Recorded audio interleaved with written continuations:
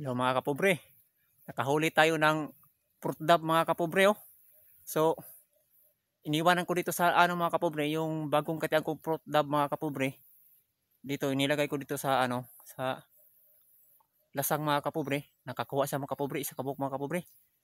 Maganda talaga huni ni fruit dab mga kapobre. So, ito yung kuha natin mga kapobre. Lalaki, malaki to mga kapobre, oh. Fruit dab mga kapobre. So, nice one. Good job. So, ang galing ng katian ko mga kapobre, yung pakpak niya, yung may puti. Bihira lang to mga kapobre. No, nakahuli siya mga kapobre. Ang galing talaga no. Oh, ang laki yung nahuli niya mga kapobre.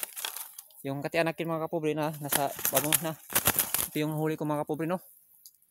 So, magaling na pala to mga ate yung fruit dab ko. Akala ko hindi magaling mga ate mga kapobre. Ang galing pala to. Malakas sumuni. So, ato nang kuha na mga kapobre. Baka kunin pa ng iba. So, ang galing. Oh, malaki.